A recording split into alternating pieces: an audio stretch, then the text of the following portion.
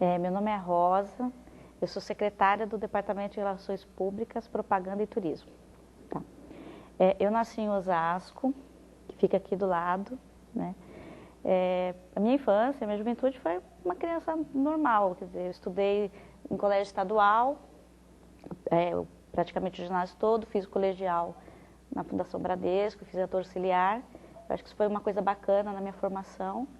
E depois eu fui fazer faculdade de comunicação. Trabalhar na USP em 88.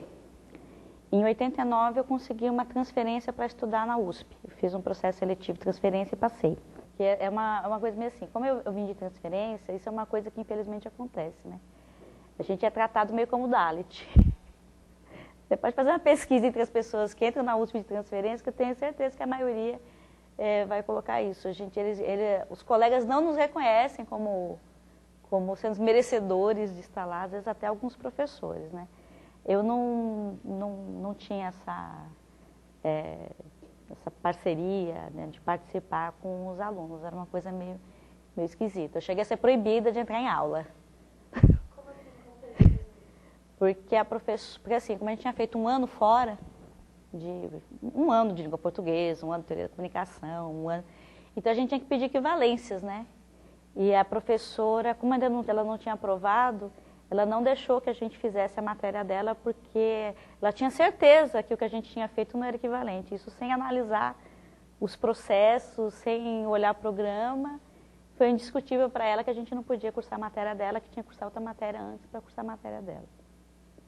Então, assim, essa coisa, assim, eu acho que o pessoal fala tanto em acesso, essas coisas, mas quando eu entrei foi complicado. A gente teve que fazer até uma abaixo-assinado para a pró-reitoria, reclamando de que o pessoal não estava dando equivalências, né? Eles queriam que a gente começasse do zero. Por exemplo, eu tinha feito um ano e meio, mas tinha gente que estava no terceiro ano da faculdade particular. O pessoal queria que a pessoa fizesse tudo de novo, dizendo, olha, tudo que vocês fizeram fora não presta para nada, né? Vocês têm que começar do zero. Eu comecei a estudar jornalismo à noite. E na época eu tinha muita dificuldade com o estudo, porque aqui é bem mais puxado que a faculdade particular. E na época eu já trabalhava na USP, quer dizer, eu trabalhava o dia inteiro e depois vinha para cá e estudava no período noturno. Foi uma época bem puxada. E eu tinha um monte de matéria para fazer, de adaptação, porque o currículo é diferente da particular. Chegou no ponto que eu optei por mudar de curso, aí eu mudei para o curso de editoração. Você tem um contato com grupos menores, você conhece melhor tanto os colegas como os professores, você pode aprofundar a discussão, mas você também tem contato com certos estrelismos, com certos exageros, né? Mas eu acho que foi o melhor que poderia ter acontecido para mim, foi ter vindo para a ECA. Aí eu vim trabalhar na ECA em 94. Aí eu fui trabalhar na EAD. Eu fui trabalhar na EAD e lá eu trabalhava das 2 da tarde até às 11 da noite, então eu pude fazer o curso de editoração de manhã, né? Aí em abril de 94 eu vim aqui para o CRP, então eu estou aqui desde aquela época. Só teve um período que eu tive fora do CRP, que eu tive uma época no setor de pós-graduação. E na ocasião eles estavam encenando, acho que Iracema, e eu era nova aqui na ECA, tá? Um belo dia a gente sai, os meninos da EAD estão todos ensaiando os nus ali no jardim. Então, assim, né, não que eu tenha pudor, mas foi uma coisa eu não esperava, né, era uma coisa assim, que a gente eu não estava imaginando que eu ia sair e que eu ia dar de cara com os alunos da EAD fazendo ensaio de Iracema, não tenho certeza se era isso, mas era uma coisa assim de índio, e o pessoal, assim, todo assim à vontade, que faz parte, né, deles, né. Só foi uma coisa engraçada porque não estava esperando, né.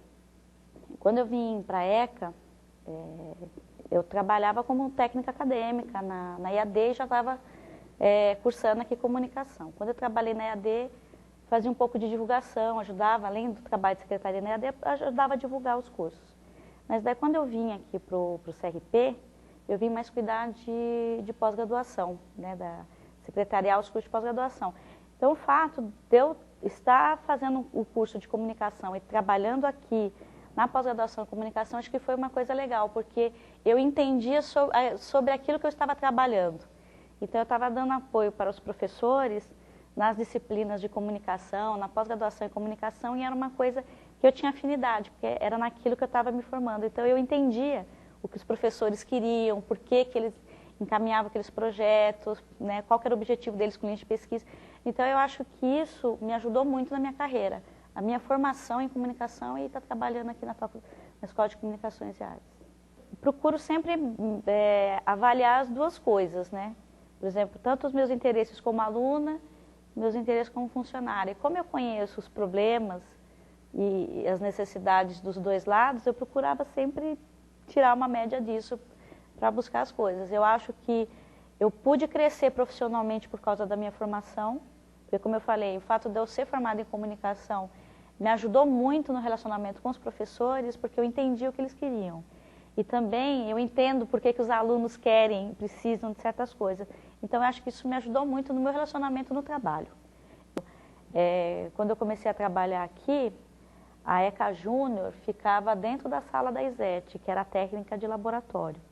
Eles tinham uma mesa dentro da sala da ISET. Então, assim, era uma mesa que era a ECA Júnior. Na época, o departamento deu, acho que um computador, e a partir dali que a ECA Júnior foi crescendo.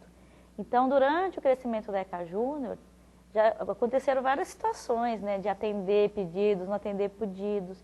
Em alguns momentos, alguns professores descontentes com a ECA Júnior, outras vezes a ECA Júnior descontente com alguma parte, e isso a gente vai assim, resolver no dia a dia, né?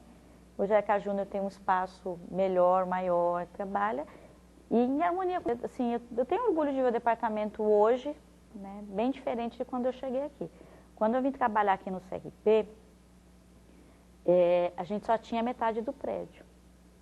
Na verdade, é assim, a gente dividia este prédio aqui com o CAC. As salas de aula era dividido no meio. Então, assim, metade do prédio era nossa, outra metade era do CAP. E no lado de lá do CAP, eles tinham muitas salas que eram de forno, para cerâmica. Então, assim, haviam poucas salas de aula. Então, eu tinha uma deficiência de espaço físico muito grande. Aí depois, quando o CAP se mudou, e foi para o Conjunto das Artes, aí que a gente pôde assumir o restante do prédio, e aí se começaram as reformas, né? Olha, eu vejo assim, a escola como um todo, num geral, melhorou, né? Porque pouco a pouco os recursos chegam, a escola vai sendo melhorada. Eu acho que o CRP deu um salto qualitativo de equipamentos e instalações muito grande nos últimos anos. Talvez mais que alguns departamentos da escola. Eu acho que aqui está melhor que muitos departamentos da escola, em termos de infraestrutura. Eu achei interessante o que aconteceu aqui há muitos anos, foi um desfile de moda que o professor Vitor Aquino fez na época de um curso de estilismo e mulagem. Teve um desfile de moda aqui no Jardim. Porque assim, o pessoal fez o curso de estilismo, de mulagem, então durante o curso, as pessoas que fizeram foram desenhando vestidos, roupas, desenvolvendo peças, né? Aí quando acabou o curso, eles fizeram um desfile, né? Eu acho que foi um negócio que eu achei muito bacana que teve, né? Foi um curso que teve uma coisa prática depois que eles fizeram o desfile. Aí, lógico, é tudo na base do vamos participar e cooperar, né? Porque os modelos não ganharam nada, né? O pessoal fez, assim, realmente para fazer a amostra, né? E foi um negócio bacana, foi feito assim no jardim, o pessoal desfilava no jardim, né? Nesse corredor, indo para lá e para cá, e eu achei que foi muito bem feito na época do desfile, uma coisa diferente feita aqui. Teve uma combustão espontânea dentro do armário do professor Américo Pellegrini Filho, né? Ele é um professor de folclore, né? Deu aula para turismo, já é aposentado, e ele era daquela pessoa assim, que é de professor de folclore, que pega tudo que acha na frente, assim. Ele, por exemplo, ele fez uma pesquisa no Japão, que ele foi no cemitério de... O pessoal deixa recadinho, né, que os japoneses, ele ia lá e pegava, quer dizer... Então, ele é o tipo da pessoa que se vê um despacho na rua e achar interessante, ele vai lá e pega, né? E aí, em certa ocasião, deu uma combustão espontânea dentro do armário dele. Todo mundo dizia que é porque ele tinha mexido com alguma coisa e tinha pego fogo no armário dele. Essa é a história que eu vi contar. Olha, eu penso que a ECA precisa ter espaços melhores. Porque, por exemplo, aqui no CRP... tem muitas coisas que os professores gostariam de realizar junto com os alunos. Às vezes tem muitas coisas que os alunos gostariam de estar fazendo, mas que precisaria de uma sala para desenvolver, de uma sede. Quer dizer, precisaria estar lotado em algum lugar para poder desenvolver um projeto, uma ideia, levar alguma coisa adiante. E a gente não tem mais espaços, né? Que os alunos têm que ter seus espaços, assim como os professores, assim como os funcionários. Que é onde troca-se experiência, onde ter o seu momento cultural, o seu momento de lazer, eu acho que tem que ter seus espaços. Eu acho que só falta, às vezes, um espaço comum, né? Porque, olha, o que eu tenho percebido é que a ECA tem mudado, né? Porque muitos dos professores, que eram tidos assim como os professores mais célebres, alguma coisa, tem muita gente se aposentando. Então está tendo uma renovação. Tem muita gente nova entrando. Então eu acho que está se redesenhando, né? Porque estão entrando pessoas novas, com outras leituras, com outro tipo de pesquisa. Eu acho que a ECA está passando uma fase de renovação. Em relação aos funcionários também, a gente também tem tido um grupo de funcionários se aposentando, um grupo de funcionários novos. Eu acho que a ECA nesse momento está passando por uma transição. O que eu posso dizer assim, o que eu gostaria de dizer assim, que eu gosto muito de trabalhar na ECA, eu ainda pretendo trabalhar na ECA há muito tempo. E eu acho que a escola tem dado uma boa formação para os alunos. Embora às vezes, durante o curso, os alunos reclamem muito de várias coisas, né? E é normal, porque a juventude é a época da gente reclamar mesmo e reivindicar. Mas o que a gente tem visto é que depois que os alunos se formam, eles voltam. E por muitas vezes ele se queixava, ou às vezes de alguma burocracia, ou às vezes de algum professor, ou de ter que aprender isso, ou de ter que fazer aquilo. Depois eles voltam, mais maduros, em outro momento, né?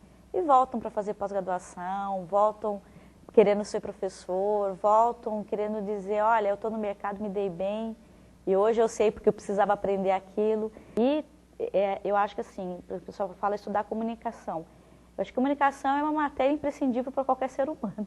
E a comunicação faz parte da vida do ser humano. Então eu acho que seria até necessário que todo mundo tivesse disciplinas básicas de comunicação, porque eu acho que as pessoas viveriam melhor. Aí eu acho bacana esse projeto que o Sr. Paulo fez, essa proposta para a ECA. Uma coisa interessante, né? Porque a gente acaba registrando, né, as coisas que aconteceram, que passaram, uma coisa assim. Acho que é bacana.